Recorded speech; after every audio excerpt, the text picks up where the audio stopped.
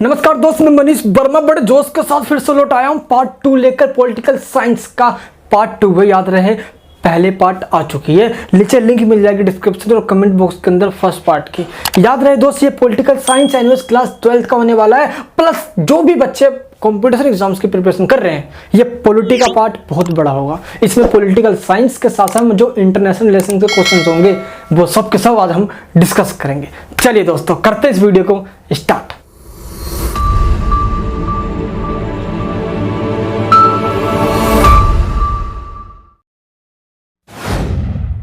शीत युद्धोत्तर काल में भारत की विदेश नीति की प्रमुख चिंताएं क्या थी, यानी कि what have been the major concerns of Indians foreign policy in the post cold war era. दोस्तों, शीत युद्ध के बाद भारत की जो विदेश नीति है, फॉरेन पॉलिसी है, उसकी प्रमुख मेजर जो कंसर्न्स है, यानी दोस्तों जो चिंताएं हैं वो क्या क्या है, इसको डिस्कस करना होगा आपको। पहले हम ये समझते हैं कि दोस्तों फॉरेन पॉलिसी या विदेश नीति कहते ही किसे हैं, किसे कहते हैं दोस्तों ये विदेश नीति। चलिए देखो, एक देश अपने संबंध दूसरे देशों के साथ बनाकर चलता है। अब ये संबंध अपने फायदे के लिए भी हो सकते हैं, क्योंकि कम्युनिटी के साथ चलने से हर कंट्री को बेनिफिट मिलता है।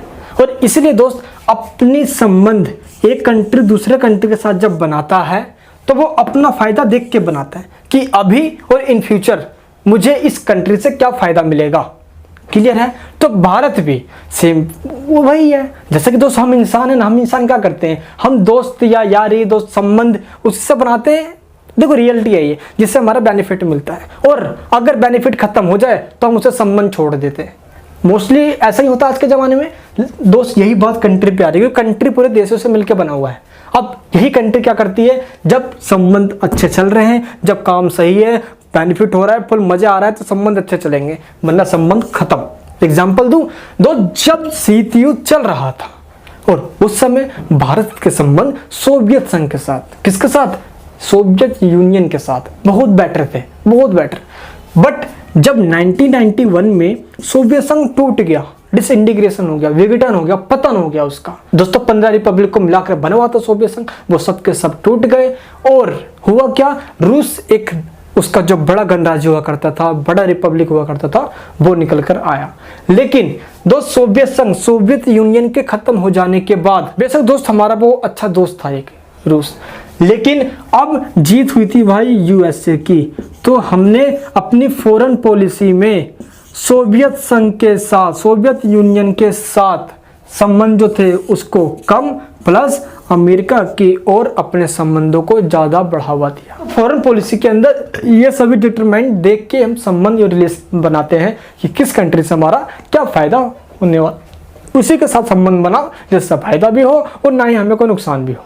क्लियर है? तो दोस्त इस तरीके से ये विदेश नीति के पार्ट हो गई। और विश्व में तमाम देश अपने संबंधों को बनाते ही हैं ये देखकर कि अभी और आने वाले समय में इस देश के साथ मेरे क्या संबंध होंगे और क्या बेनिफिट होगा, क्या इकोनॉमिकल रूप से या सोशल रूप से या पॉलिटिकल रूप से, इन्वायरमेंटली प्रॉफिट हो भी रहा है ना, तभी संबंध दोस्तों वो टिकता है। याद रहे दोस्तों, जैसे ही फायदा खत्म वैसे ही संबंध खत्म।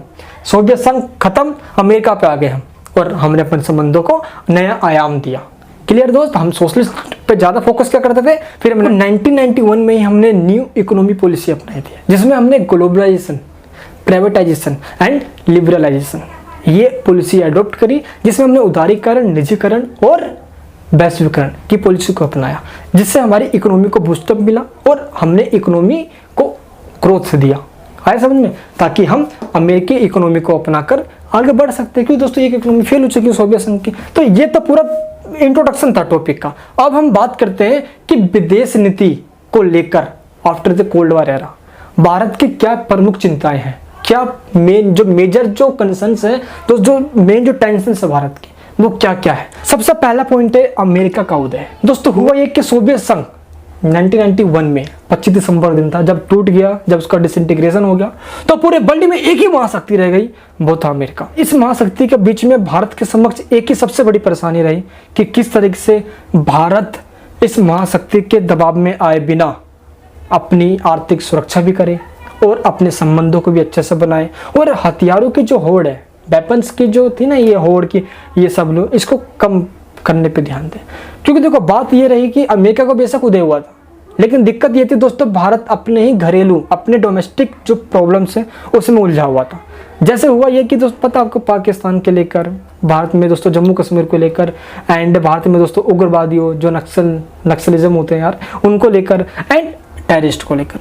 तो भारत की इन्हीं सभी के कारण भारत को अपने इंटरनेशनल रिलेशन को देखकर बनाना पड़ा। और भारत के समय एक महाशक्ति के रूप में अमेरिका जो उदय हुआ है, एक सबसे बड़ी चिंता ये थी कि भारत अगर संबंध बनाता है तो भारत की जो पॉलिसी है वो अमेरिका इफेक्ट ना करे, क्योंकि भाई महाशक्ति है वो। ऐसा ना हो कि वो कल को भारत को जो बोले वो करना पड़े, ऐसा ना हो भाई, हम सोवरेनिटी है। तो इसलिए भारत के समक्ष सबसे बड़ी प्रॉब्लम ये थी कि हम अपनी सोवरेनिटी को, हम अपनी प्रभुसत्ता की रक्षा करें, हम अपनी संप्रभुता की रक्षा करें, पहली बात। नेक्स्ट पॉइंट है शीत युद्ध का बाद का समय, यानी कि आपको ये बात पता होना चाहिए दोस्तों कि 1991 में भारत की हालातें बहुत ज़्यादा खराब था, बहुत ज़्यादा यार, और जिसके कारण से भारत की इकोनॉमी भाई पूरी की पूरी डाउन हो चुकी थी। जीडीपी कम, बिल्कुल ही कम।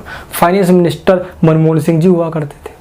तो इसी समय दोस्तों एलपीजी अपनाया गया, लिबरटाइजेशन, प्राइवेटाइजेशन, ग्लोबलाइजेशन। और हुआ ये कि हमने दोस्तों सोशलिज्म से अपना रास्ता छोड़कर हमने किसको, पूंजीवाद को, कैपिटलिज्म को अपना लिया, और इससे हमने दोस्तों अपने जीडीपी को ग्रोथ देना स्टार्ट किया, और तमाम विदेशी फॉरेन कंपनीज को भारत में इनवाइट किया कि यहाँ पे आके अपनी कंपनी को चलाओ, जिससे कि देश की सरकार को टैक्स मिले। दिक्कत ये थी कि इसी समय भारत के अंदर इकोनॉमिक तो स्टेबल हुआ, धीरे धीरे होने लग गया, लेकिन पॉलिटिकल रूप से भारत अभी भी स्टेबल नहीं था। इस समय किसी भी सरकार को मेजोरिटी नहीं मिल पाए, इसलिए इस समय की सरकार अलियांस के रूप में थी, गठबंधन के रूप में थी। और गठबंधन की सरकार में सबसे बड़ी प्रॉब्लम ये होती है कि सरकार सही से डिसीजन नहीं ले पाते। बहुत सारी पार्टियों को मिला के गठबंधन सरकार बनती है, तो इसमें इस पार्टी को कुछ करना पड़ता है, इस पार्टी को कुछ करना पड़ता है, जिसके कारण से इस गठबंधन की सरकार के कारण भारत की इकोनॉमी पॉलिटिकली और सोशल रूप से इफेक्ट पड़ा। तो हम कह सकते हैं कि सबसे बड़ी चुनौती हमारे सामने ये भी थी कि हम कैसे अपने इकोनॉमिक को बूस्टअप करें दोस्तों, इकोनॉमिक के साथ हम अपने पॉलिटिकल रुख को कैसे स्टेबल करें। तो स्टेबिलिटी की यहाँ पे स्टेब्लिशमेंट करना बहुत ज़्यादा जरूरी था। नेक्स्ट पॉइंट है भारत की सुरक्षा। देखो, भारत की सुरक्षा का वातावरण बड़ा भयंकर रहा है, आपको ये बात पता होना चाहिए। क्यों? क्योंकि भारत के अंदर खुद के ऐसे नक्सलवादी लोग, उग्रवादी लोग और आतंकवादी गतिविधियों में शामिल लोग जो कि जम्मू कश्मीर में उत्पात फैलाते रहते हैं, पता आपको बात यह। एंड पाकिस्तान के साथ मिलकर और दोस्तों आतंकवादी हस्तक्षेप करके, इंटरफेयर करके, किस तरीके से भारतीय ज़मीनों पर कब्जा करके दोस्तों अपने आर्मी पे अटैक करना। और दोस्तों इसी समय 1999 जैसे कारगिल युद्ध की बात हुई, तो इस समय भारत के सामने सबसे बड़ी प्रॉब्लम थी कि कैसे हम इनसे निपटे ताकि आतंकवादी सुरक्षा मिल सके एंड हम पर्यावरण के से भी सुरक्षा ले सके। तो दोस्तों ये चुनौती थी हमारी किसकी, फॉरेन पॉलिसी की। नेक्स्ट पॉइंट है आपका क्षेत्रीय स्थिरता को बढ़ावा देने का प्रयास, efforts to promote regional stability. यानी कि दोस्त जो क्षेत्रीय स्थिरता है हमें उसको बढ़ावा देना पड़ेगा। जैसे आपको दोस्त ये बात पता होनी चाहिए कि भारत डाइवर्सिटी वाला कंट्री है और हर जगह पे अलग अलग भाषाएं या दोस्तों धर्म के लोग भारत में रहते हैं। यानी कि दोस्त सिंपल ये है कि भारत अपने आस पड़ोस के देशों के साथ संबंध अच्छे बनाए और क्षेत्रीय स्थिरता क्या करे दोस्तों, रीजनल स्टेबिलिटी को एस्टेब्लिशमेंट करे, जिससे कि आसपास देशों के साथ संबंध भी अच्छे हों और व्यापार यानी कि ट्रेड भी अच्छे हो सके और इकोनॉमी को बूस्टअप मिल सके। ठीक है दोस्त, तो ये हमारे साथ प्रॉब्लम थी। लेकिन सबसे बड़ी प्रॉब्लम हमारे पास ये है कि साउथ एशिया के अंदर सभी देशों के साथ भारत के संबंध अच्छे नहीं रहे। जैसे दोस्त स्टार्टिंग से संबंध हमारे नेपाल, भूटान दोस्त यहाँ पे इनसे बेशक अच्छे रहे। श्रीलंका से भी दोस्तों कुछ समय के लिए हमारे संबंध खराब हुए तमिलों और सिंगलियों का मुद्दों को लेकर। एंड पाकिस्तान से दोस्त अब तक हमारा चल रहा है मुद्दा, देख ही रहे भाई। जम्मू कश्मीर का इंटरनल मुद्दा हमने बेशक सोल्व किया, लेकिन अभी भी वहाँ पे टेररिस्ट एक्टिविटी तो हो रही है दोस्तों, हमारे जवान तो अभी भी शहीद हो ही रहे हैं। तो सबसे बड़ी प्रॉब्लम हमारे पास ये है कि हमें अपने देश के इंटरनल और एक्सटर्नल सुरक्षा करना और साउथ एशिया के अंदर स्टेबल बना के रखना, सभी देशों के साथ संबंध अच्छे हों जिससे कि इकोनॉमी को बूस्टअप मिले, सभी देशों की हेल्प मिले। ठीक है दोस्त, ये बात है। अगला पॉइंट है भारत द्वारा वैश्विक संस्थाओं के सुधार के लिए अभियान। दोस्तों जितने भी ग्लोबल रूप से जो भी इंस्टीट्यूशंस उनमें रिफॉर्म करवाने के लिए भारत ने अपना एक मिशन छेड़ा और इस मिशन में दोस्त सबसे बड़ी बात यह है कि भारत ने संयुक्त राष्ट्र संघ यानी कि United Nation Organization, World Bank, International Monitoring Fund, इन सभी संगठनों के अंदर जैसे कि महाशक्तियों का दबदबा रहता है, हेजेमनी रहता है, वर्चस्व रहता है, तो इनके वर्चस्व को कम करके सभी देशों के साथ बराबर सा इक्वल सा ट्रीटमेंट किया जाए, ताकि कोई भी देश ये ना समझे कि ये तो जितने भी ऑर्गेनाइजेशन है ये सिर्फ अमेरिका, ब्रिटेन, फ्रांस, रूस इनकी बपोती है, इनके बाप की बन चुकी है संस्था ही। ऐसा ना हो यार, सबका इक्वल राइट हो। ऐसा ना हो कि दोस्तों ये डेवलपिंग कंट्री है तो इनके साथ डिस्क्रिमिनेशन किया जाए। और इसी को लेकर अमेरिका को दोस्तों आज भी और वेस्टर्न कंट्री की आज भी आलोचना की जाती है कि रिफॉर्म किया जाए यूएनओ के अंदर, ताकि सभी के साथ इक्वल व्यवहार किया जाए, इक्वल ट्रीटमेंट किया जाए। ये सब था भाई तो हमारे प्रमुख मेजर्स कंसर्न यानी दोस्तों चिंताएं, और हमने देखा भारत की फॉरेन पॉलिसी। तो दोस्तों ये था हमारा एक इंपॉर्टेंट क्वेश्चन। याद रहे फॉरेन पॉलिसी प्लस उनकी जो चिंताएं हैं वो आपको अच्छे से पता होना चाहिए, और टॉपिक समझ में आ गया तो अपने आप क्वेश्चन बनाओगे, फटाफट बनाओगे। क्लियर है दोस्त? चलिए अब आते अपने हम भारत और चीन के मध्य सीमा विवाद की प्रकृति का वर्णन कीजिए। इंडिया और चाइना के बीच में दोस्तों जो बॉर्डर को लेकर डिस्ट्रीब्यूट है उसके बारे में बताना है। थोड़ा मैं इतिहास के बारे में बताऊंगा इसमें। देखो भारत और चीन युद्ध कह लो या भारत चीन सीमा विवाद कह लो, दोनों ही एक है, जो कि दोस्तों 20 अक्टूबर 1962 में चीन के आक्रमण करने के बाद शुरू हुई। याद रहे दोस्त ये मामला क्या है, पहले मैं आपको इसको समझाता हूँ। दोस्त हुआ यह था कि 1950 और 1951 में 1950 और 1951 में चाइना ने अपने मैप में भारत के दोस्तों काफ़ी सारे हिस्सों को अपने मैप में दिखा दिया।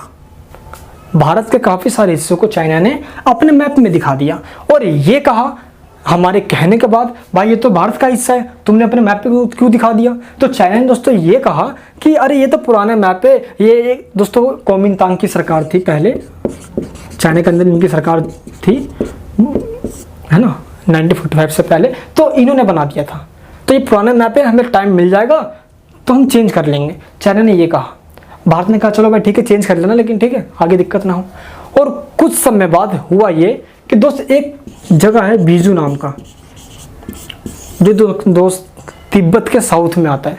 बीजू नामक दोस्त की जो जगह है ये हमारा है, और चाइना ने ये कहा कि भारत ने बीजू पे कब्जा कर लिया है। और दोस्त हमने तो ये साफ ये कहा कि बीजू तो भाई हमारा है, हमने कब्जा कैसे कर लिया? और इसी को लेकर चाइना ने क्या कहा कि बीजू तो हमारा है, हमारा ही अधिकार है भाई इस पे, तिब्बत पूरा हमारा है। और दोस्तों तिब्बत स्टार्टिंग से बेशक ये कमज़ोर रहा है लेकिन स्वतंत्र रहा है, इंडिपेंडेंट रहा है। और दिक्कत दोस्तों ये हुई कि बीजू को लेकर चाइना ने ये कह दिया कि ये हमारा है, और दोस्तों अपनी सैनिक टुकड़ियाँ अपने आर्मी को यहाँ पे भेज डाली। 1954 में भारत, इंडिया और चाइना के बीच में तिब्बत को लेकर समझौता एक एग्रीमेंट हुआ, जिसमें सीमा को लेकर एग्रीमेंट हुआ था ये। और दोस्तों हमने मतलब भाई नेहरू जी ने तिब्बत को आराम से प्यार से चाइना के झोली में डाल दिया। ले भाई चाइना खुश रहा तू अपना, नेहरू जी ने भाई। अब हुआ ये कि चाइना ने उस समय ये कह दिया कि तिब्बत तो हमने ले लिया, लेकिन भारत और चाइना के बीच में आज तक कभी कोई बॉर्डर नहीं बनाई गई है जिससे कि हम सीमा ये कह सके, बॉर्डर कह सके कि इतना भारत है इतना चाइना का हिस्सा है। दोस्तों एक बात जिसको चाइना आज तक नकारता आया है, 1914 में फर्स्ट वर्ल्ड वॉर का समय था भाई, मैकमोहन उस समय भारत सरकार, ब्रिटिश सरकार के अंदर ये राज्य सचिव थे। तो इनके द्वारा, पर दोस्तों उस समय चाइना का अधिकार तो चलता ही था, बट तिब्बत के लोग आए हुए थे और तिब्बत के अधिकारी और मैकमोहन, इन दोनों ने इंडिया और दोस्तों तिब्बत के बीच में जो रेखा बनाई थी, तो इन्होंने भी दोस्तों पूरा मेन अपना रोल निभाया था। तो इन्हीं के नाम पे मैकमोहन रेखा डाल दी गई, और इस मैकमोहन रेखा को इंडिया और चाइना का बॉर्डर माना गया, और इंडिया ने ये कह दिया कि भाई यही हम मानेंगे। लेकिन दोस्त याद रहे कि 23 जनवरी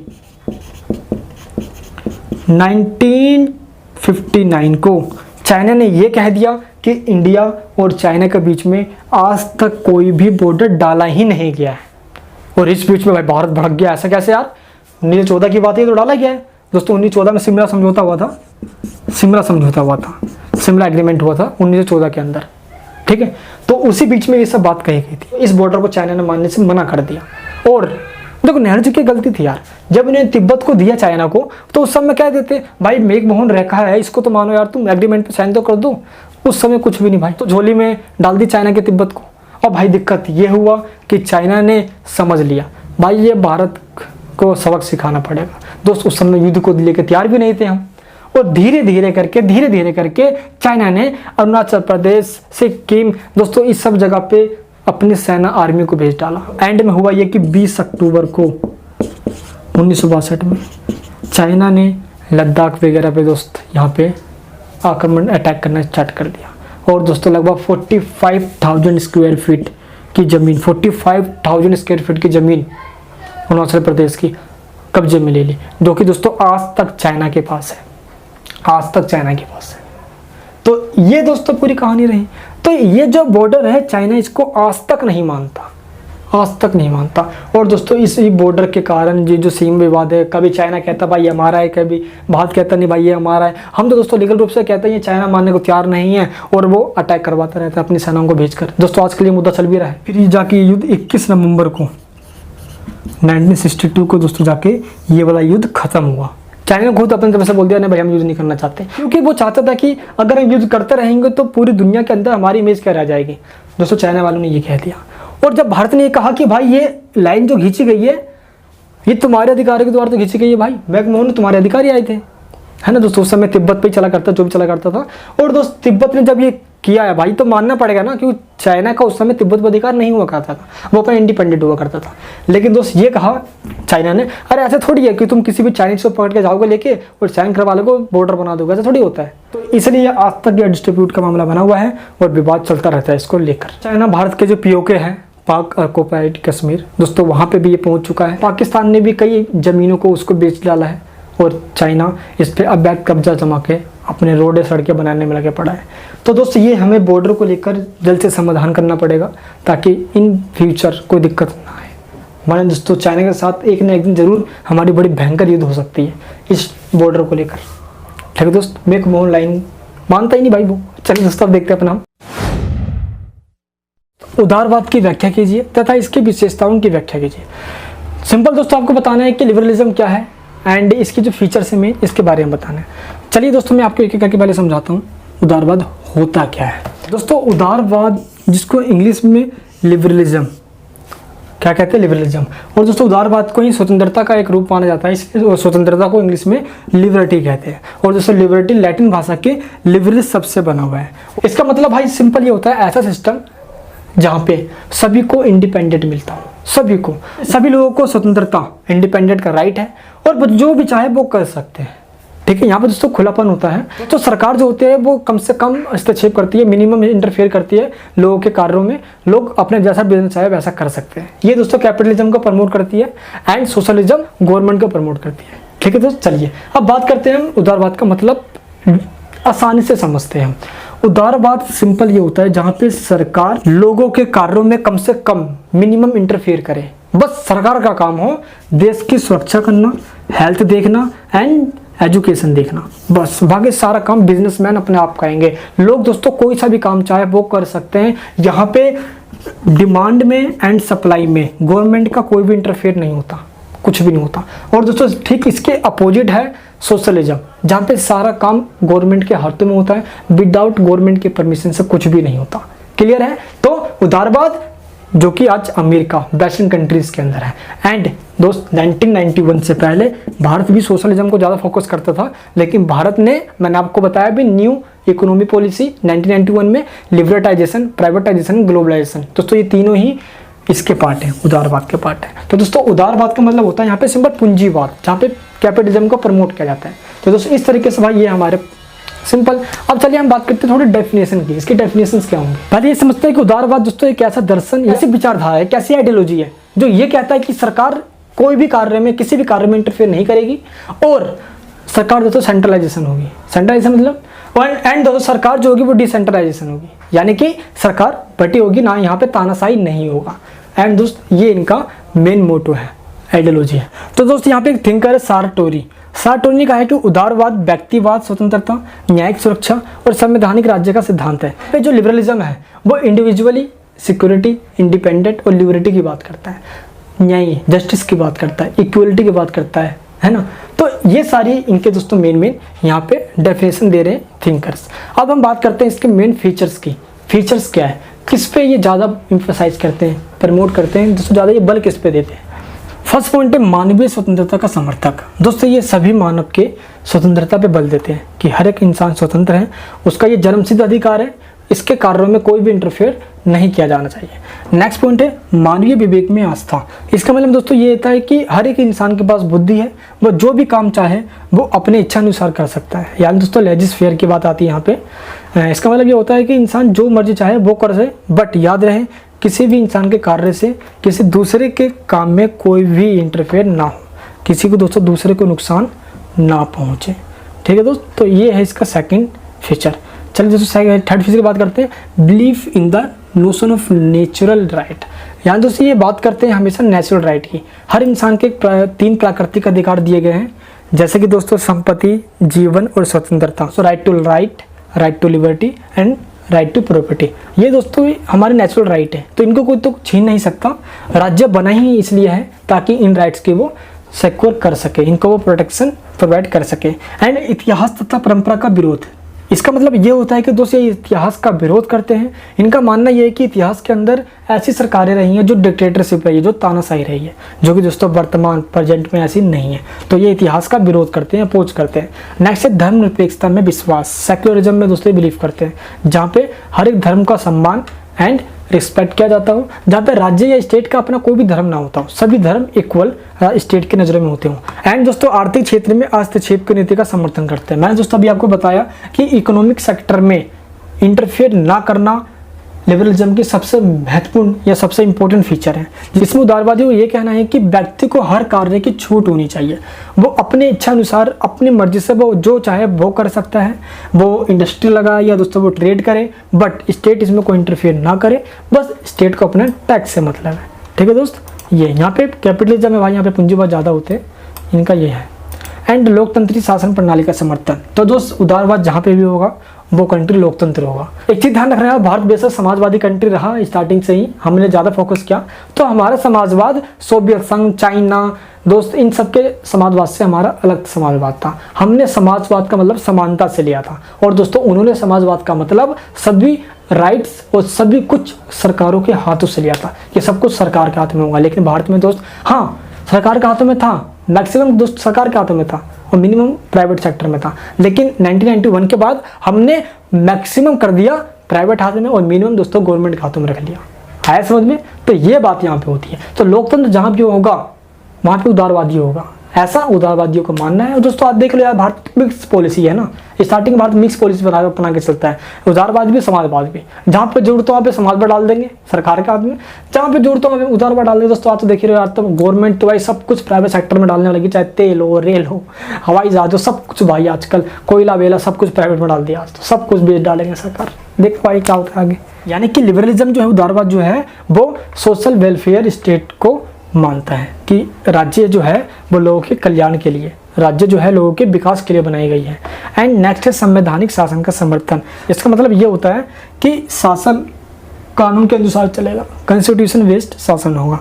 एंड विश्व शांति में विश्वास करना। दोस्तों उदारवादियों का मानना है कि पूरे वर्ल्ड में शांति हो और शांति में ही इकोनॉमी का विकास हो, इसी से देश आगे बढ़ सकता है। तो दोस्तों ये वर्ल्ड पीसनेस की बात करते हैं, ग्लोबल पीसनेस की बात करते हैं। चलिए दोस्तों क्लियर है हमारी ये भी क्वेश्चन, बहुत आसान क्वेश्चन है यार, बस समझ में आना चाहिए। पॉइंट समझ गए, अंदर का मैटर अपने आप लिख दोगे। अब आते अपने हम राज्य और समाज के मध्य अंतर की व्याख्या कीजिए। यानी कि यहाँ पे स्टेट एंड सोसाइटी में आपको डिफरेंस बताना है। क्या है भाई डिफरेंस? देखो राज्य एक राजनीतिक समाज है, यानी कि दोस्त राज्य एक इंस्टीट्यूशन है, बल्कि समाज जो है वो एक सोसाइटी यानी कि कम्युनिटी है, जहाँ पे लोग अलग अलग तरह के लोग रहते हैं। जैसे उनका धर्म अलग होता है, उनका भाषा अलग होता है, बट जो स्टेट है वो एक फिक्स भूमि पे होती है, जहाँ पे एक सरकार होती है और सरकार के पास संप्रभुता मतलब होता है पावर। वो अपने इंटरनल और एक्सटर्नल रूप से टोटली स्वतंत्र या इंडिपेंडेंट होती है, जो चाहे वो पॉलिसी इंप्लीमेंट कर सकती है जनता के इंटरेस्ट को देखते हुए, पब्लिक के इंटरेस्ट को देखते हुए। यहाँ पे एक थिंकर है मैकाइवर, इन्होंने कुछ कहा है इसके बारे में, देखते हैं इनकी डेफिनेशन क्या है। इनका कहना है कि समाज को राज्य से अलग करके देखना सबसे बड़ा कन्फ्यूजन होगा, जो दोनों में से किसी को समझने में आपको हेल्प नहीं कर पाएगा। इसलिए दोस्तों इनका ये कहना है कि समाज और राज्य दोनों एक ही है, क्योंकि समाज को ही मिलाकर राज्य बना पड़ा है और राज्य जो समाज से बना हुआ है। क्लियर दोस्त? चलिए मैं आपको समझाता हूँ। दोस्तों स्टार्टिंग में समाज बना, राज्य नहीं बना। इन समाज को प्रोटेक्शन चाहिए था और इन समाजों को रेगुलेट कर सके, और इन लोगों ने दोस्तों मिलके एक एग्रीमेंट किया आपस में, और एग्रीमेंट के तहत दोस्त स्टेट को बना दिया। और यही स्टेट जो एक समझौता का, एक एग्रीमेंट का आउटकम, एक एग्रीमेंट का परिणाम है, जिसको हम आगे पढ़ेंगे फर्स्ट ईयर सेकेंड ईयर में आके कि होप्स का दोस्तों सिद्धांत क्या था, रूस का सिद्धांत क्या था, है ना, आगे जानेंगे हम। तो यहाँ पे ये कि दोस्तों समाज से ही राज्य बना, ना कि राज्य से समाज बना है। ठीक है दोस्त, याद रहे आपको। अब बात करते हैं हम मेजर जो इसके डिफरेंस है वो क्या क्या है। सबसे पहले राज्य एक राजनीतिक संगठन है, बल्कि समाज एक सामाजिक संगठन है। यानी कि राज्य दोस्तों राजनीतिक कार्य करता है, समाज को आपस में बना के रखता है। ठीक है। एंड नेक्स्ट पॉइंट है उत्पत्ति। दोस्तों इनके बर्थ को लेकर भी डिफरेंस है। जैसे कि मैंने आपको बताया भी कि समाज राज्य से पहले आता है, क्योंकि राज्य समाज के द्वारा बनाया गया है, यानी कि सोसाइटी नहीं मिलके स्टेट को बनाया है अपने आप को प्रोटेक्टिव रखने के लिए। नेक्स्ट पॉइंट दोस्तों ये है कि स्टेट तो समाज ने बनाया है, तो वो तो भाई आर्टिफिशियल हो गया। तो यहाँ पे सोसाइटी जो कि नेचुरली है, इसलिए समाज जो है वो नेचुरली है, एंड जो स्टेट है वो आर्टिफिशियल है, जो कि सोसाइटी ने मिलकर बनाया है। नेक्स्ट है राज्य का अस्तित्व समाज के लिए ठीक उसी प्रकार है जैसे कोई साधन उसके साध्य के लिए है। समाज है वो साध्य है, यानी कि लोग जो है वो साध्य है, एंड जो साधन है वो स्टेट है। इसका मतलब ये होता है लोगों की आकांक्षाओं को, लोगों की नीड्स को फुलफिल करने वाली इंस्टीट्यूशन जो है वो स्टेट है। आया समझ में? तो इसको कहते हैं हम राज्य साधन है और जो लोग हैं वो साध्य है।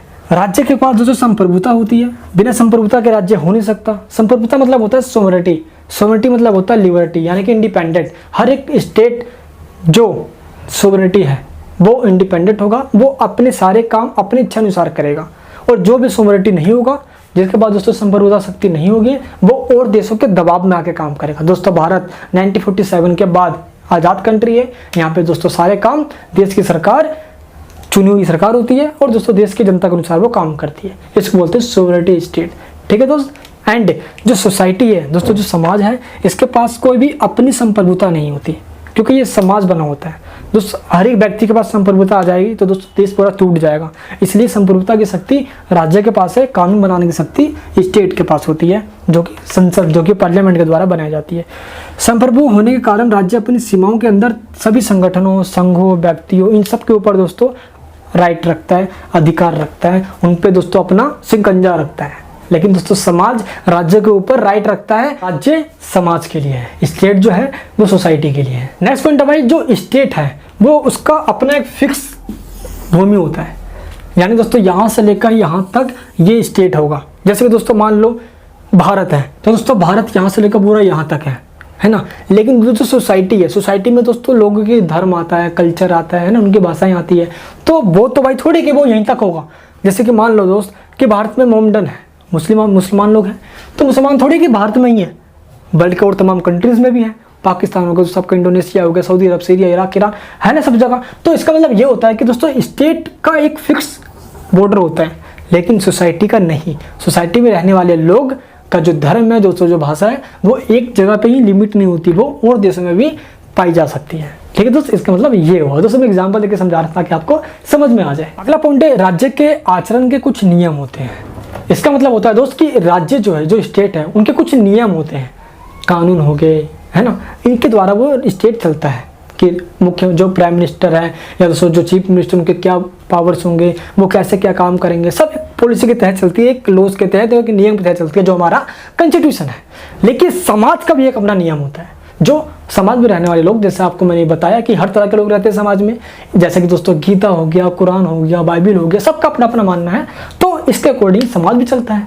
तो समाज का एक अपना ही अलग नियम होता है और स्टेट का अपना ही एक अलग नियम होता है, कि पता होना चाहिए। लेकिन याद रहे जो कॉन्स्टिट्यूशन है वो समाज का सबसे पहला नियम होता है, तभी देश डिसिप्लिन के साथ चलता है। चलिए दोस्तों आगे अपना अगले पॉइंट में। तो राज्य के जो नियम है वो बाध्यकारी होते हैं। बाध्यकारी मतलब होता है इम्पसाइजेबल। इसका मतलब क्या हुआ, आपको दोस्त मैंने भी बताया कि स्टेट के अपने नियम होते हैं और सोसाइटी के अपने नियम होते हैं, बट सोसाइटी के नियम सभी मानने ये जरूरी नहीं है, लेकिन स्टेट के नियम सभी मानेंगे जरूरी है, वरना पुलिस का डंडा, जेल जाओगे भाई। आए समझ में? तो स्टेट के नियम सभी मानेंगे, बट सोसाइटी के नियम मानना ना मानना लोगों पर डिपेंड करता है। तो दोस्तों ये था स्टेट और सोसाइटी में डिफरेंस। आई होप कि आपको ये समझ में आया होगा। चलिए करते हैं अपने यहाँ अगले क्वेश्चन की बात। भारत की संघीय व्यवस्था की प्रकृति का परीक्षण कीजिए। दोस्तों इंडिया के जो फेडरलिज्म है उसके आपको नेचर को डिस्क्राइब करना है। अब ये फेडरलिज्म का मतलब होता क्या है, पहले इसको समझते हैं। फेडरलिज्म या संघवाद का मतलब सिंपल ये होता है जहाँ पे सरकार सेंट्रलाइज ना होकर डिसेंट्रलाइज होती है। इसका मतलब क्या हुआ, जहाँ पे सरकार की शक्ति एक के हाथ में ना होकर अलग अलग बटी हो। जैसे कि दोस्त भारत के अंदर central government plus state government and local government. दोस्तों सेंट्रल गवर्नमेंट के अंदर जो पूरे भारत की सरकार है, मोदी गवर्नमेंट इस समय बता रहा हूँ। स्टेट गवर्नमेंट दोस्त हर स्टेट के अंदर अलग अलग गवर्नमेंट होती है।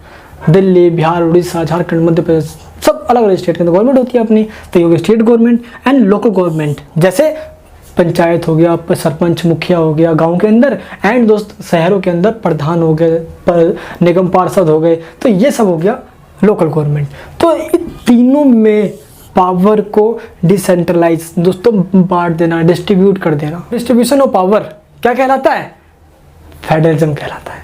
क्या कहलाता है, संघवाद कहलाता है। क्लियर है अभी? अब क्वेश्चन पूछेगा कि नेचर बताओ। नेचर का मतलब ये होता है कि भारत में आज़ादी के बाद किस तरह की सरकारें बनती और बिगड़ती आई है। तो मैं यहाँ पे आपको बताता हूँ दोस्तों, आज़ादी के बाद भारत में जब भी सरकार बनी है तो उसको तीन रूप से हमने बांट दिया है। तीन रूप से हमने उसको बांटा है। सबसे पहला इलेक्शन 1951 में हुआ था। तो 1951 से लेकर 1967 तक भारत के अंदर एक ही पार्टी का राज रहा। वो कौन सी पार्टी है, कांग्रेस पार्टी। यानी दोस्तों इस समय सेंटर में भी एंड स्टेट में भी लोकल में भी इन तीनों ही जगह कांग्रेस पार्टी की सरकार रही। क्लियर है? एंड इसके बाद आता है 1967 से लेकर 1971 का पीरियड। इस समय दोस्तों क्या हुआ कि अब कांग्रेस यहाँ से भी कम होती चली गई। बेशक सेंटर में कांग्रेस की सरकार रही, लेकिन दोस्तों यहाँ से कांग्रेस की सरकार हटते चली गई और भी पार्टियां यहाँ पे आते गई और उनकी सरकार बनते गई। तो इसको कहा जाता है जहाँ पे सेंट्रल वीक होते जा रही है। अब यहाँ तो इस पीरियड के अंदर केंद्र सरकार कमजोर होते जा रही है, यानी कि वीक हो गई है।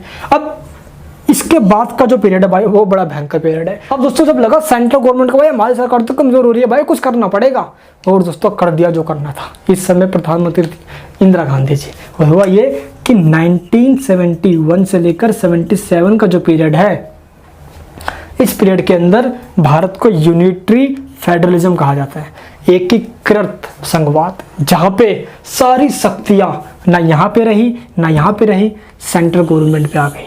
दोस्तों सरकार तो यहाँ पे भी थी, यहाँ पे भी थी, लेकिन दोस्तों सेंट्रल गवर्नमेंट ने अपने पास सारी शक्तियाँ ले ली, दुरुपयोग करना स्टार्ट कर दिया, मिसयूज करना स्टार्ट कर दिया। क्योंकि दोस्तों इस समय इंदिरा गांधी की सरकार थी और उन्होंने पता आपको कि 24 जून 1975 को भारत के अंदर क्या इमरजेंसी को लगा दिया था आर्टिकल 352 के तहत। और दोस्तों आर्टिकल की वीडियोस मैंने डाल रखा है, पहले देख लेना आप, जिसमें दोस्तों मैंने समझाया था कि भारत में इमरजेंसी कैसे लगाया जाता है। दोस्तों मैं लिंक दे दूंगा डिस्क्रिप्शन बॉक्स के अंदर, आप उसको देख लेना।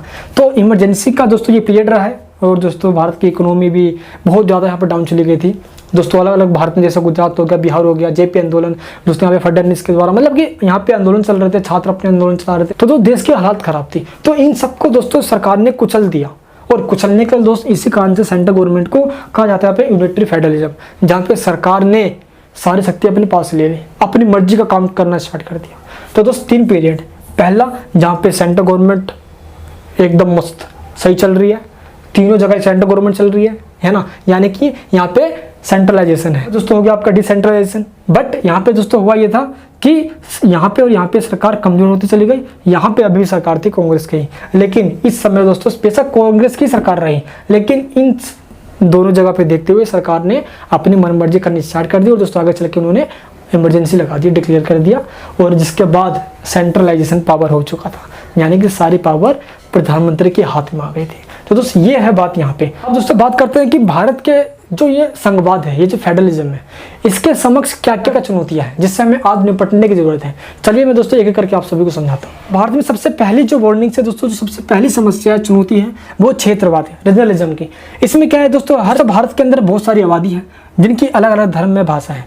तो ये अपने ही धर्म और अपने ही आबादी के लोगों के द्वारा जो पार्टियां बनाई जाती है और दोस्त उनके द्वारा जो मांगे की जाती है दोस्तों, वो क्षेत्रवाद कहलाती है, जो विशेष क्षेत्र को लेकर की जाती है। जैसे कि दोस्त बंगाल में एक अलग स्टेट बनाने की मांग चल रही है, गोरखालैंड, एंड दोस्त उत्तर प्रदेश को 4 भाग में बांटने की मांग चल रही है। एंड दोस्तों पंजाब से भी अलग होने की बात चल रही है, राजस्थान, गुजरात एंड जो जम्मू कश्मीर का मामला जानते ही हो आप। तो इस तरीके से भारत के अंदर ये जो क्षेत्रवाद है, जो रीजनलिज्म है, हमें इसको शांत करके, दोस्तों पता होगा कि असम, अरुणाचल प्रदेश, नागालैंड, इस समय बहुत भयंकर उग्रवादी आंदोलन हुए थे यार। 1980s की मैं अगर बात करूं तो और भी भयंकर यहाँ पे दोस्तों माहौल बन चुका था, जहाँ पे उग्रवादियों ने विशेष अधिकारों को लेकर, स्पेशल राइट्स को लेकर और स्टेट से अलग होने के लिए दोस्त आंदोलन छेड़ देता। तो रीजनलिज्म दोस्तों अगर अपने मांग को शांति से रखे तो ठीक है, लेकिन दोस्त यही मांग, यही रीजनलिज्म, यही क्षेत्रवाद अगर उग्र रूप धारण, अगर एक्सट्रीम रूप धारण कर लेते हैं तो दोस्तों ये देश के अखंडता, एकता और यूनिटी के लिए खतरा हो जाता है, जिसको दोस्तों शांत करवाना जरूरी है। और दोस्तों भारत में समय समय पर, चाहे जम्मू कश्मीर हो या दोस्तों नॉर्थ हो या ईस्ट हो, ये घटनाएं देखी जा सकती हैं। उसको लेकर दोस्तों देश की सरकार के पास एक बहुत बड़ी चुनौती है कि कैसे इसको शांत किया जाए। समय समय पे दोस्तों इनकी मांगों पूरा करके इनको शांत किया जाता है। अगली टेंशन ये रही फेडरलिज्म के अंदर कि संविधान के 7वीं अनुसूची के अनुसार जो केंद्र सरकार है दोस्तों, जो सेंट्रल गवर्नमेंट है, इसको ज़्यादा पावरफुल बनाया गया है और स्टेट गवर्नमेंट को कम। यानी कि दोस्त इसी कारण से स्टेट गवर्नमेंट आरोप लगाती है सेंट्रल गवर्नमेंट के ऊपर कि सेंट्रल गवर्नमेंट हम पे दबाव बनाती है दोस्त, हमें फंडिंग नहीं देती है। सबसे बड़ी घटना ये होती है कि स्टेट के अंदर राज्यपाल से दोस्तों सेंट्रल गवर्नमेंट राष्ट्रपति शासन लगवा देती है और काम करती है। क्योंकि राष्ट्रपति जब शासन लगता है तो दोस्तों स्टेट के सारे काम सेंट्रल गवर्नमेंट के हाथ में चला जाता है। दोस्तों मैंने लास्ट वीडियो में समझाया था आपको, ये फर्स्ट पार्ट के अंदर आप उसको देख सकते हो, लिंक नीचे डिस्क्रिप्शन बॉक्स के अंदर। सबसे बड़ी प्रॉब्लम ये भी है कि राज्यसभा में राज्यों का रिप्रेजेंटेटिव है भाई बहुत कम है वो, जिसको लेकर दोस्तों संविधान में समय समय पर राज्य से दोस्तों कोई राय नहीं ले जाती और जो संशोधन कर दिए जाते हैं। एंड भारत के राजनीतिक इतिहास में अनुच्छेद 356 आर्टिकल 356 यानी कि राष्ट्रपति शासन का दोस्तों दुरुपयोग किया गया है सरकार को हटाने और गिराने के लिए। कभी कभी भारत के अंदर भाषाओं को लेकर भी क्षेत्रवाद खड़ा हो जाते हैं, जैसे कि एक समय था आंध्र प्रदेश को लेकर, फिर दोस्तों फिर पंजाब हुआ, फिर महाराष्ट्र हुआ, फिर गुजरात हुआ, दोस्तों जरा तमिल है ना दोस्तों साउथ के अंदर। तो अलग अलग से दोस्तों भाषाओं को, जैसे कि न्यू एजुकेशन पॉलिसी अभी लागू हुई है, तो न्यू एजुकेशन पॉलिसी में दोस्तों ये कहा गया कि इंग्लिश कंपलसरी नहीं है, हिंदी भी और दोस्तों अपना सिंपल रीजनल लैंग्वेज भी ले सकते हैं। तो दोस्त इस समय भाषा को लेकर एक विवाद उठा था वहाँ पे कि नहीं इंग्लिश ही होना चाहिए, ये होना चाहिए। भाषा को लेकर छोटी सी भी अगर बात हो गई तो मामला थोड़ा पेचीदा हो जाएगा। तो दोस्त खैर ये सारी बातें यार, ये सब कुछ चुनौतियाँ हैं भारत के सामने, जिसको सोल्व करना भी चाहिए और सोल्व हो भी, ताकि शांति बनी रहे। बात करते हैं अगले क्वेश्चन की, समानता के अधिकार की व्याख्या कीजिए और इसके महत्व को उजागर कीजिए। समानता का अधिकार क्या है और इसका महत्व क्या है, इसके बारे में बताना है। चलिए पहले जानते हैं हम समानता का अधिकार क्या है। समानता का अधिकार, राइट टू इक्वलिटी, जो 2 तरह के राइट देता है। राइट टू इक्वलिटी यानी कि equality before the law, equal protection of law. सभी व्यक्ति कानून के नजरों में समान है और कानून सभी व्यक्तियों के लिए एक है, कोई भी कानून से बड़ा छोटा नहीं है। इसलिए दोस्तों आपने देखा होगा जो अदालत में जो न्याय की मूर्ति खड़ी होती है उसके आंखों में पट्टी बंधा होता है, जिससे उसको ये ना दिखे कि सामने वाला अमीर है, गरीब है, काला है, गोरा है, नाटा है, बोना है, कौन है, लड़का है, लड़की है, कोई भी हो, कानून की नज़र में सब बराबर है।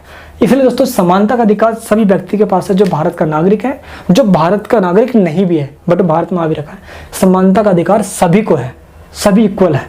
भारत के संविधान के अनुच्छेद 14 से लेकर 18 तक, आर्टिकल 14 से लेकर 18 तक यही बताया गया है, जिसमें दोस्तों समानता सभी के साथ होगा, सुविधाओं की समानता यानी सबके साथ इक्वल अपॉर्चुनिटी दी जाएगी विदाउट एनी डिस्क्रिमिनेशन। और दोस्तों ये भेदभाव ना ही जन्म के आधार पे, ना ही धर्म के आधार पे, ना ही भाषा के आधार पे, ना ही बर्थ यानी कि कहीं भी जन्म हुआ हो, इसके आधार पे किसी के साथ बिना भेदभाव किए सभी को इक्वल राइट देना, इक्वल अपॉर्चुनिटी देना, इक्वल फैसिलिटी देना समानता का अधिकार है हमारा ये। लेकिन दोस्तों समानता का अधिकार 4 अधिकार में है। चलिए मैं आपको एक करके बताता हूँ। तो अनुच्छेद 14 के अंदर equality before law and equal protection of law, अनुच्छेद 14 ये कहता है, यानी कि कानून के नजरों में सभी समान है, इक्वल है। एंड आर्टिकल 15 क्या कहता है दोस्तों, कास्ट, कम्युनिटी, बर्थ, धर्म यानी कि दोस्तों हमारे रिलीजन, इसको लेकर या जेंडर को लेकर कोई भी भेदभाव नहीं किया जाएगा।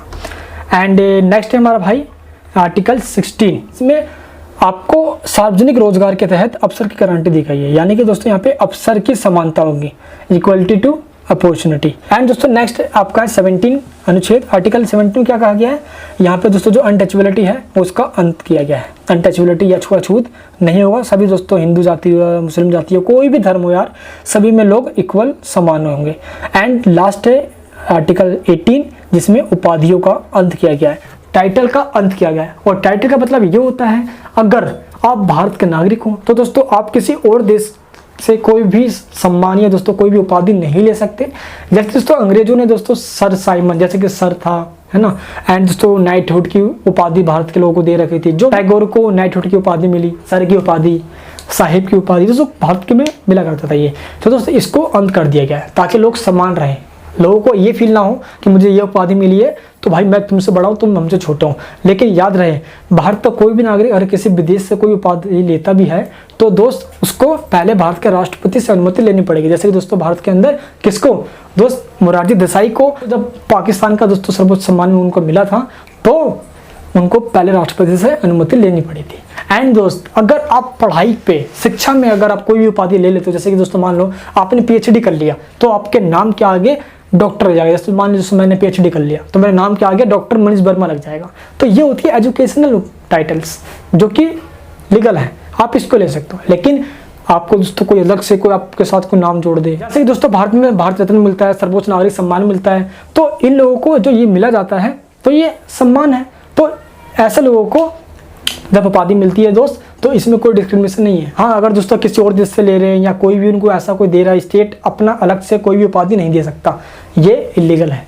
संविधान ने सबको समान ही रखा है। बात करते हैं अपने हम समानता के अधिकारों का महत्व क्या है। देखो दोस्तों, समानता का अधिकार का महत्व इसी से साबित होता है कि समानता का अधिकार नहीं होगा तो लोग इक्वल नहीं होंगे, जिसकी लाठी उसकी भैंस हो जाएगी। सिंपल इसका मतलब क्या हुआ, जो ताकतवर है वो दोस्त अपने से कमजोर को दबा देगा, जिसमें इक्वलिटी ना होने के कारण वो कमजोर लोग आगे नहीं बढ़ पाएंगे, जिसके कारण से बहुत बड़ी समस्या ये होगी कि एक समाज, सोसाइटी का जो तबका है वो पीछे रह जाएगा। और दोस्त इसी को देखते हुए कि समाज का एक भी सोसाइटी का तबका जो है पीछे ना रहे, दोस्त इसके लिए आरक्षण की व्यवस्था की गई है। दोस्तों इतिहास के अंदर समाज के एक ऐसे वर्ग के साथ प्रताड़ित किया गया, उनका शोषण किया गया, जिसको दोस्तों हम अनुसूचित जाति, अनुसूचित जनजाति या ST SC के नाम से भी जानते हैं। दोस्त उनको आर्थिक सहायता देकर उनको भी लेवल पे लाने की बात कही गई। और दोस्तों आज भी ST और SC को इन्हीं के तहत राइट मिलता है, दोस्तों सुरक्षा मिलती है। आगे चल के दोस्तों OBC भी इसमें शामिल कर लिए गए। और ST SC OBC जो दोस्तों ये दिया जाता है आर्थिक सहायता, ये लीगल है क्योंकि ये उनके साथ जो इतिहास में शोषण हुआ है उसको बराबर करने कर देते हैं ताकि ये भी जनरल के बराबर आ जाए। बाकी दोस्तों आरक्षण एक विवाद का मुद्दा बना हुआ है क्योंकि भाई ST SC में ही सभी लोग आरक्षण लेने के लायक नहीं है। कुछ लोग होते हैं जो दोस्तों लेवल पे होते हैं, कुछ लोग दोस्तों वाकई में सच में बहुत करीब होते हैं तो उनको लेने के लायक है। लेकिन दोस्तों आज भी विवाद का मुद्दा बना पड़ा है, देखते हैं भाई कब तक चलता है ये आरक्षण। अगला क्वेश्चन है केंद्रीय मंत्रिपरिषद की भूमिका और उसके कार्यों का विश्लेषण कीजिए। यानी कि दोस्त जो सेंट्रल काउंसिल है उसके कार्य क्या होते हैं। ये काउंसिल ऑफ मिनिस्टर होता क्या भाई, चलिए जानते हैं। जैसे कि दोस्त भारत के अंदर PM जब बनता है तो पूरे भारत का शासन, दोस्तों पूरे भारत को अकेला PM तो चला नहीं सकता। तो PM ने क्या किया दोस्त, अपनी सहायता के लिए, अपनी हेल्प के लिए, ताकि पूरे भारत को अच्छे से चलाया जा सके, रेगुलेट किया जा सके, दोस्तों काउंसिल ऑफ मिनिस्टर बना दिया, काउंसिल ऑफ मिनिस्टर। और दोस्तों इसमें लगभग जिसको प्रधानमंत्री चाहेगा दोस्त 80 से लेकर 82 मिनिस्टर, दोस्तों मैक्सिमम 82 से ज़्यादा नहीं, ठीक है, 82 मिनिस्टर तो दोस्तों इसमें बना सकते हैं। और दोस्तों लगभग ये 80 दोस्तों जो मंत्री होंगे ये प्रधानमंत्री की हेल्प करेंगे। लेकिन दोस्तों काउंसिल ऑफ मिनिस्टर का जो कार्य होता है वो देखो, ये अपने डिपार्टमेंट के ये हेड होते हैं ये, और ये हर डिपार्टमेंट के अकॉर्डिंग, जैसे कि दोस्तों एजुकेशन मिनिस्टर, डिफेंस मिनिस्टर, यहाँ पे दोस्तों अलग तरह के मंत्री है, तो हर तरह के मंत्री का अपना अलग काम होता है जो कि दोस्तों प्रधानमंत्री की अध्यक्षता में, प्रधानमंत्री के लीडरशिप में अपना काम करते हैं। सिंपल मंत्रिपरिषद किसे कहा जाता है, प्रधानमंत्री अपनी सहायता के लिए लगभग 50, 60, 70, 80 मंत्रियों को बनाता है। इन मंत्रियों को बनाने के बाद अलग अलग ये डिपार्टमेंट के हेड होते हैं जिनके द्वारा कार्य किया जाता है। दोस्तों ये प्रधानमंत्री और मंत्रिपरिषद देश के संसद के प्रति क्या होते हैं दोस्त, उत्तरदायी होते हैं, यानी कि दोस्त रिस्पॉन्सिबल होते हैं ये पार्लियामेंट के प्रति, और इनको जवाब भी पार्लियामेंट में देना पड़ता है क्या काम कर रहे हैं, क्या काम नहीं कर रहे। तो दोस्तों अगर मेजोरिटी कभी खो जाती है तो दोस्त मेजोरिटी खोने के बाद इन सभी को इस्तीफा देना पड़ता है। क्लियर दोस्त, तो आपको ये बताना है कि प्राइम मिनिस्टर की हेल्प के लिए मंत्री बनते हैं जिसको दोस्तों काउंसिल ऑफ मिनिस्टर कहा जाता है। अब दोस्तों काउंसिल ऑफ मिनिस्टर को भी 3 प्रकार में बांटा गया, मेजर 3 प्रकार में बांटा गया है, जिसमें दोस्तों सबसे मेन प्रधानमंत्री है, उसके बाद दोस्तों कैबिनेट मंत्री है, राज्य मंत्री और उप मंत्री, यानी कि 3 प्रकार में बांट दिया गया है। दोस्तों पहले हम बात ये करते हैं कि मंत्रिपरिषद का निर्माण होता कैसे, ये कैसे बनती है काउंसिल ऑफ मिनिस्टर। दोस्तों संविधान के आर्टिकल 74 में कहा गया है कि राष्ट्रपति को उसके कार्यों की सहायता करने के लिए दोस्तों एक परिषद होगी, और दोस्तों जिसका अध्यक्ष प्रधानमंत्री होगा, तो प्रधानमंत्री की सलाह के अकॉर्डिंग राष्ट्रपति मंत्रियों को नियुक्त करेगा। और दोस्त आर्टिकल 75 के अनुसार यह है कि प्रधानमंत्री की नियुक्ति राष्ट्रपति करेगा और अन्य मंत्रियों की नियुक्ति प्रधानमंत्री की सलाह पे की जाएगी। सभी मंत्री राष्ट्रपति के सामने शपथ लेंगे। तो काउंसिल ऑफ जो मिनिस्टर है ये लोकसभा के प्रति रिस्पॉन्सिबल होंगे, यानी कि इनको लोकसभा में जवाब देना होगा। जितने भी मंत्री हैं दोस्तों अपने पद धारण से लेकर पूर्व राष्ट्रपति के सामने अपने पद और गोपनीयता की शपथ लेते हैं। जो भी मंत्री बन रहा है वो लोकसभा या राज्यसभा किसी भी एक का मेंबर होना चाहिए। अगर 6 महीने के अंदर अगर वो नहीं बन पाता है किसी का एक का मेंबर, तो उसको इस्तीफा देना पड़ेगा। तो बात करते हैं भूमिका और कार्य की। तो यहाँ पे एक थिंकर है भाई पायली के अनुसार कहा गया है कि संविधान द्वारा मंत्रिपरिषद को जो शक्तियां दी गई है वो मंत्रिमंडल के हाथों में दे दी गई है। इस प्रकार मंत्रिमंडल या कैबिनेट मंत्रिपरिषद का एक भीतरी चक्र है जो सबसे इंपॉर्टेंट पार्ट है इसका। तो दोस्त चलिए बात करते हैं। देखो ऐसे बेसिकली तो 5 पार्ट में बांटा गया है ना, लेकिन दोस्त हमारा जो मेन है वो टोटल 3 ही है, कैबिनेट यानी कि मंत्रिमंडल, राज्य मंत्री और उप मंत्री। सबसे पहले बात करते हैं हम कैबिनेट मिनिस्टर की। देखो कैबिनेट मिनिस्टर के अंदर पूरे काउंसिल ऑफ मिनिस्टर के सबसे खास मेंबर, और ये वो मेंबर होते हैं, ये वो मिनिस्ट्री होती है इनके पास जो सबसे मेन है, जैसे कि डिफेंस मिनिस्ट्री, कोयला मिनिस्ट्री, रेल मंत्री जो इसमें होते हैं, शिक्षा मंत्री। ऐसे दोस्तों लगभग 15 के आसपास दोस्तों ऐसे मंत्री होते हैं, 15 मंत्री ऐसे जो सबसे खास सबसे हेड होते हैं वो सभी डिपार्टमेंटों के, और दोस्तों सबसे मेन डिपार्टमेंट इन्हीं के पास होता है। इससे कारण से इनको दोस्तों कैबिनेट मिनिस्टर कहा जाता है। कभी भी कोई भी डिसीजन पीएम और कैबिनेट मिनिस्टर आपस में दोस्तों डिसीजन करने के बाद ही नीचे के मंत्रियों के पास जाता है। जैसे कैबिनेट मंत्री के बाद आते हैं राज्य मंत्री, स्टेट मंत्री। दोस्तों स्टेट मंत्री इनके नीचे काम करता है, ठीक है दोस्तों। इनके पास हर स्टेट के अंदर एक कार्य इनको सौंप दिया जाता है। एंड दोस्तों स्टेट के बाद आते हैं उप मंत्री। उप मंत्री दोस्तों स्टेट मंत्री के बाद आते हैं ये, है ना दोस्तों। ये स्टेट राज्य जो मंत्री होते हैं उनके अंडर में हो गए ये उप मंत्री काम करते हैं। जैसे वो राज्य मंत्री के बाद दोस्तों जो मंत्रालय है उनका काम दोस्तों आगे चल के ये उप मंत्री कर रहे होते हैं, इनको स्वतंत्र कार्यभार दे दिया जाता है। तो दोस्तों इस तरीके से आपको ये पता होना चाहिए कि कैबिनेट मंत्री सबसे मेन है। कैबिनेट मंत्री ही दोस्तों सभी डिसीजन लेगा, एंड उसके बाद स्टेट मंत्री और उप मंत्री के बाद भेजा जाता है। एक बात याद रखना, जब भी कोई डिसीजन लिया जाता है, जब भी एक बैठक चलती है तो उसमें प्रधानमंत्री और दोस्तों कैबिनेट मंत्री ही शामिल होते हैं। समझाया? ये सब मंत्री नहीं, सिर्फ कैबिनेट मिनिस्टर। कभी भी दोस्तों जब कोई बिल पास करना हो तो कैबिनेट मिनिस्टर मिलके पास करते हैं, देन उसके बाद दोस्तों को संसद में पेश किया जाता है। संसद में अगर पास हो गया लोकसभा राज्यसभा में तो वो राष्ट्रपति के पास जाता है। राष्ट्रपति ने साइन कर दिया तो वो बिल कानून बन जाता है, वो कानून का रूप, एक लॉ का रूप ले लेता है। चल दोस्तों ये सब बातें यहाँ पे तो दोस्त याद रखना यार। तो कैबिनेट मंत्री सबसे मेन हो गया यहाँ पे, राज्य मंत्री इनकी सहायता करता है, और दोस्तों उप मंत्री राज्य मंत्री और कैबिनेट मंत्री की हेल्प करता है। कौन? उप मंत्री। तो याद रहा भाई काउंसिल ऑफ मिनिस्टर जो होते हैं वो लोकसभा के प्रति उत्तरदायी होते हैं। क्यों? क्योंकि अगर एक मंत्री भी कोई कार्य कर रहा है तो उसको लोकसभा में जवाब देना पड़ता है, अपने काम के लिए भी प्लस काउंसिल ऑफ मिनिस्टर के तरफ से भी। याद रहे दोस्तों ये अकेले भी रिस्पॉन्सिबल है प्लस संपूर्ण काउंसिल ऑफ मिनिस्टर के प्रति भी रिस्पॉन्सिबल है। यानी कि एक ने अपने मिनिस्ट्री को लेकर क्या, जैसे मान लो दोस्तों मैं शिक्षा मंत्री हूँ तो शिक्षा में मैंने काम किया, मैं पहले ये बताऊंगा। प्लस अगर दोस्तों कोई भी कांड होता है और पूरे काउंसिल ऑफ मिनिस्टर पे कोई आँच आती है तो काउंसिल ऑफ मिनिस्टर को भी जवाब देना पड़ता है। और दोस्तों काउंसिल ऑफ मिनिस्टर का मेंबर मैं हूँ तो दोस्तों मुझे जवाब देना पड़ेगा। आज समझ में? तो मैं आपको एग्जांपल दे रहा हूँ यार, मैं काम मिनिस्टर बनने जा रहा हूँ यार।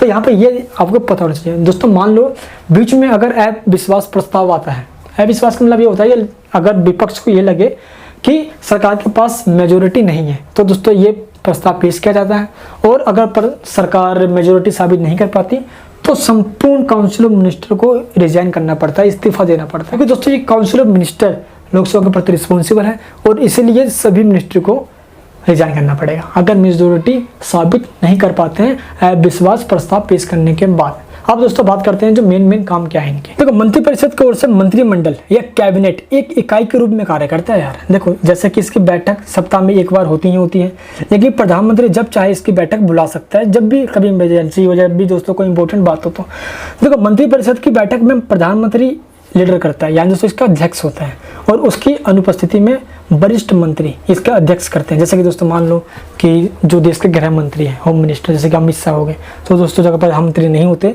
तो वही इसका लीडरशिप करते हैं। इस समय बता रहा हूँ, मानो बाई चांस को भी सरकार चेंज होती है तो उस समय के दोस्तों जो मेन मंत्री होंगे वही इसकी लीडरशिप करेंगे, अगर प्रधानमंत्री उस समय उपस्थित नहीं हो पाता है तो, या प्रेजेंट नहीं हो पाता है तो।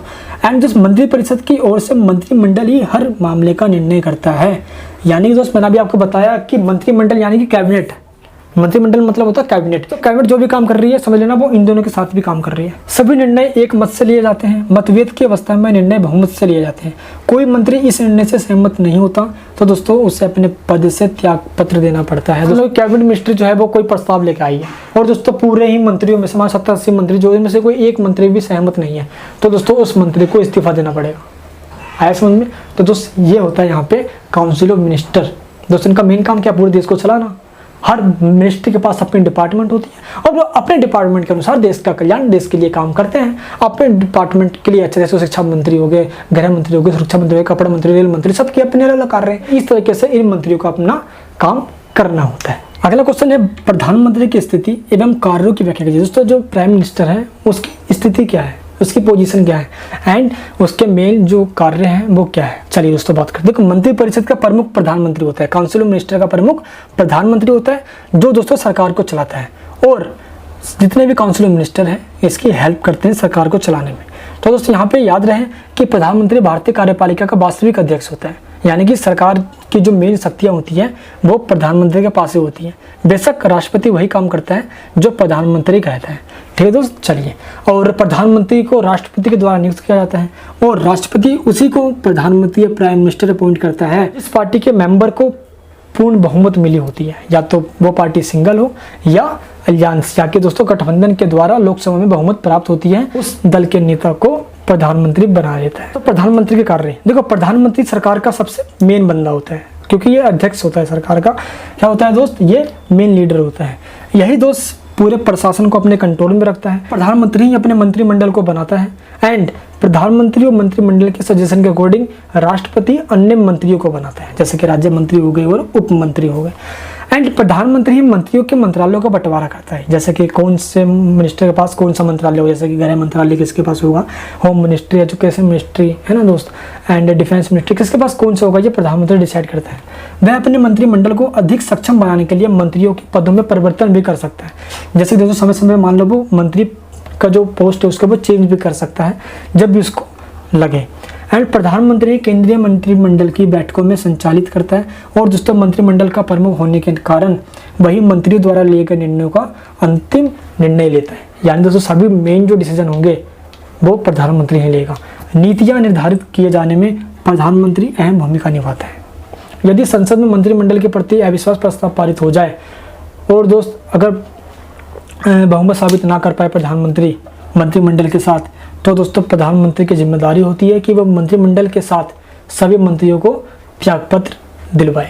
एंड दोस्तों प्रधानमंत्री संसद और राष्ट्रपति के बीच एक सेतु का काम करता है, जैसे कि मंत्रियों का राष्ट्रपति से कोई सीधा संबंध नहीं होता, तो मंत्रियों की जितनी भी बातें हैं, जो रिक्वेस्ट है, वो दोस्तों प्रधानमंत्री के माध्यम से ही राष्ट्रपति तक पहुंचाई जाती है। एंड दोस्त सबसे बड़ी बात यह है कि जितने भी अपॉइंटमेंट होते हैं वो दोस्त प्रधानमंत्री के सलाह के अनुसार ही होते हैं, जैसे कि राज्यपाल हो गया, राजदूत हो गया, भारत के लेखा महापरीक्षक हो गए, लोकसभा के सदस्य हो गए, वित्त आयोग हो गए, इन सभी की दोस्तों नियुक्ति राष्ट्रपति करता है, प्रधानमंत्री की सलाह पे करता है, प्राइम मिनिस्टर के सजेशन के अकॉर्डिंग करता है।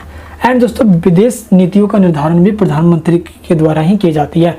विदेशों में दोस्तों जितनी भी बैठकें होती है वो प्रधानमंत्री और दोस्तों मंत्रिमंडल के द्वारा ही की जाती है। तो भाई ये तो है प्रधानमंत्री पूरा देश का प्रमुख, सभी मेन काम प्रधानमंत्री करता है। भारत में दोस्तों एक बात और है कि भारत में पार्लियामेंट्री सिस्टम है और जहाँ पे पार्लियामेंट्री सिस्टम या संसदीय शासन व्यवस्था होती है वहाँ पे सभी महत्वपूर्ण शक्तियाँ, सभी मेजर पावर्स प्राइम मिनिस्टर के हाथों में होता है। बट याद रहे जहाँ पे प्रेसिडेंशियल रूल होता है, जैसे कि अमेरिका में है, वहाँ पे सभी मेजर पावर राष्ट्रपति यानी कि देश के प्रेसिडेंट के हाथों में होता है। ठीक है दोस्त, चलिए भारतीय पार्लियामेंट्री सिस्टम है, इसलिए सारे काम राष्ट्रपति करता है प्रधानमंत्री के अनुसार, यानी कि सभी शक्ति प्रधानमंत्री के हाथ में। अब बात करते हैं हम अगले क्वेश्चन पे। भारत के सर्वोच्च न्यायालय के क्षेत्राधिकार की व्याख्या कीजिए। यानी दोस्त भारत के जो सर्वोच्च न्यायालय है उसके क्षेत्राधिकार, वो किन किन क्षेत्राधिकारों में रह के कार्य करता है। सबसे पहले हम कुछ इंट्रोडक्शन पढ़ते हैं। देखो यार, सर्वोच्च न्यायालय के पास दोस्तों अपनी शक्ति है जो दोस्तों काफी विस्तृत है और दोस्तों सर्वोच्च न्यायालय अपने मामले पूरी रूप से इंडिपेंडेंट है। ठीक है, अब हम बात करते हैं कि कौन कौन से इसके पास क्षेत्र अधिकार है। दोस्त इसके पास कौन कौन से राइट्स हैं। तो सबसे पहला है मूल न्यायाधिकार। मूल न्यायाधिकार का मतलब होता है कि इसके अंदर ऐसे मुकदमे आते हैं जिसे सीधे सर्वोच्च न्यायालय में ही दायर किया जा सकता है, जैसे फंडामेंटल राइट्स, क्या मौलिक अधिकार। जब भी डिस्ट्रीब्यूट हो मामले को लेकर तो दोस्तों इंसान सीधे सर्वोच्च न्यायालय में जा सकता है, इसको मूल न्यायाधिकार कहते हैं, जिसमें ऐसे अधिकार जो बिल्कुल मूल है, जो बहुत ज़रूरी है, जिसको दोस्तों समाधान, जिसको सोल्व करना बहुत ज़रूरी है। तो पहला हो गया मौलिक अधिकार, दूसरा दोस्तों हो गया केंद्र सरकार यानी सेंट्रल गवर्नमेंट और स्टेट गवर्नमेंट के बीच में कोई डिस्ट्रीब्यूट हो जाए। ठीक है दोस्त, एंड दो या दो से अधिक राज्यों के बीच में कोई विवाद हो जाए, डिस्ट्रीब्यूट हो जाए। और दोस्तों मौलिक अधिकार मैंने आपको बता ही दिया। तो दोस्तों 3 पॉइंट याद रखना आप। दोस्तों सेकंड है हमारा अपील संबंधी न्यायाधिकार। अपील संबंधी न्यायाधिकार का मतलब होता है जब ऐसा अधिकार या ऐसा दोस्तों कोई अपील करना हो तो वो पहले उच्च न्यायालय यानी दोस्तों हाई कोर्ट में किया जाता है। बट हाई कोर्ट में भी करने के बाद 3 तरह के मामलों को देखे जाते हैं। सबसे पहला संवैधानिक मामले। अगर सर्वोच्च न्यायालय को ये लगता है कि भाई नहीं ये मामला उच्च न्यायालय का नहीं है तो दोस्तों उस मामले को सर्वोच्च न्यायालय में ट्रांसफर कर दिया जाता है। दीवानी मामले, जिसके अंदर मुकदमे आते हैं संपत्ति से रिलेटेड यानी प्रॉपर्टी से रिलेटेड या दोस्तों मनी लॉन्ड्रिंग से रिलेटेड, ऐसे दोस्तों मुकदमे इसके अंदर आते हैं। दोस्तों अगर मान लो कि कोई भी डिसीजन हाई कोर्ट ने दिया है बट उस डिसीजन से लोग संतुष्ट नहीं है जिन्होंने अपील किया है हाई कोर्ट के अंदर, तो दोस्त इसके अपोज में वो, इसके विरुद्ध में वो सुप्रीम कोर्ट भी जा सकते हैं। बिना प्रमाण वाले मामले, इसका मतलब ये होता है दोस्तों मान लो कोई भी लोकल कोर्ट ने किसी भी व्यक्ति को दोस्त सजा मुक्त कर दिया है ना, और दोस्तों हाई कोर्ट ने नहीं, उसको नहीं भाई हाई कोर्ट ने कह दिया भाई इसको तो भाई मौत की सजा मिलेगी, तो दोस्तों ऐसा व्यक्ति सीधे सर्वोच्च न्यायालय जा सकता है कि भाई मुझको पहले छोड़ दिया गया था को लोकल कोर्ट के द्वारा, अब यानी दोस्तों डिस्ट्रिक्ट कोर्ट के द्वारा, लेकिन अब हाई कोर्ट ने भाई मुझे मौत की सजा सुना दी है, तो वो व्यक्ति सीधे सर्वोच्च न्यायालय यानी कि सुप्रीम कोर्ट जा सकता है। नेक्स्ट दोस्तों प्रमाण पत्र वाले। यदि उच्च न्यायालय ने किसी मामले को यह कहते हुए प्रमाणित कर दिया यानी दोस्तों साबित कर दिया कि यह मामला संवैधानिक मामलों से संबंधित है, तो दोस्तों इसकी मामले की सुनवाई सीधे सर्वोच्च न्यायालय में ही होगी। याद रखिए दोस्तों ऐसे मामले की सुनवाई जो संविधान से रिलेटेड होती है, जो कॉन्स्टिट्यूशन से रिलेटेड होती है, वो सभी मामले कहाँ पे भाई सर्वोच्च न्यायालय में ट्रांसफर कर दिया जाता है। तो मंत्रणा संबंधी न्यायाधीश, इसका मतलब ये होता है कि राष्ट्रपति सर्वोच्च न्यायालय से कोई भी सजेशन मांग सकता है, कोई लीगल सजेशन ले सकता है। याद रहे कि सर्वोच्च न्यायालय द्वारा जो भी डिसीजन दिए जाते हैं वो ऐसा नहीं कि सरकार इसको माने ही, है ना, लेकिन भाई ये है कि आज तक सुप्रीम कोर्ट ने जो भी कहा है उसको सरकार ने माना ही है। सबसे मूल न्यायाधिकार है सुप्रीम कोर्ट के लिए भाई, सरकार के बीच में डिस्ट्रीब्यूट हो जाना, सेंट्रल और स्टेट के बीच में सुप्रीम कोर्ट। मौलिक अधिकार फंडामेंटल राइट में को डिस्ट्रीब्यूट होना, सुप्रीम कोर्ट जाएंगे, सबसे पहला अधिकार। दूसरा दोस्तों अपील संबंधित न्यायाधिकार। अपील करना है आपको तो अपील सबसे पहले आप हाई कोर्ट में कर सकते हो। हाई कोर्ट में अगर संवैधानिक मामला है तो सुप्रीम कोर्ट में चला जाएगा, कॉन्स्टिट्यूशन से रिलेटेड कोई मामला है, दिवाली मामले हाई कोर्ट में, एंड फौजदारी मामले भी हाई कोर्ट में सुनवाई की जा सकती है। एंड दोस्तों संतुष्टि ना मिलने के कारण आप सर्वोच्च न्यायालय में भी या सुप्रीम कोर्ट में भी जा सकते हो। नेक्स्ट दोस्तों मंत्रणा संबंधी अधिकार। राष्ट्रपति न्यायालय से, सर्वोच्च न्यायालय से दोस्तों कोई भी सजेशन ले सकता है, और याद रहे दोस्तों सुप्रीम कोर्ट जो भी कहती है सरकार को मानना, ऐसा नहीं सरकार उसको माने कंपलसरी, बट दोस्तों आज तक सरकार सभी डिसीजन सुप्रीम कोर्ट की मानते हुए आई है। दोस्तों एक समय था 1967 में जब दोस्तों थोड़ा डिस्ट्रीब्यूट हो गया था, एंड दोस्तों आपातकाल के समय जब नौकरशाही सारे ब्यूरोक्रेट्स ने, सुप्रीम कोर्ट ने, हाई कोर्ट ने, सब ने दोस्तों घुटने टेक दिए थे, देश के प्रधानमंत्री आए, तभी दोस्तों उस समय को अंधकार लोकतांत्रिक व्यवस्था कहते हैं, अंधकार, जहाँ पे कानून व्यवस्था की धज्जियां उड़ा दी गई थी। आज के वीडियो में देखा दोस्तों मैंने अपने सारे इंपॉर्टेंट क्वेश्चंस याद रहे दोस्तों, फर्स्ट पार्ट में हमने डिस्कस कर लिया था दोस्तों, ये वीडियो सेकंड पार्ट है। अब नेक्स्ट क्वेश्चन है what is communism and what is its impact on Indian social and political system. And दोस्तों संप्रदायवाद क्या है और संप्रदायवाद का भारत की सामाजिक और राजनीतिक व्यवस्था पे क्या प्रभाव पड़ता है। दोस्तों ये क्वेश्चन नेक्स्ट क्लास के लिए मैं छोड़ के जा रहा हूँ आज की इस वीडियो में। तो दोस्तों फर्स्ट पार्ट में हमने इंपॉर्टेंट क्वेश्चन डिस्कस करे, सेकंड पार्ट दोस्तों कंटिन्यू किया हमने, और दोस्तों फिर से अब करते हैं हम थर्ड पार्ट के लिए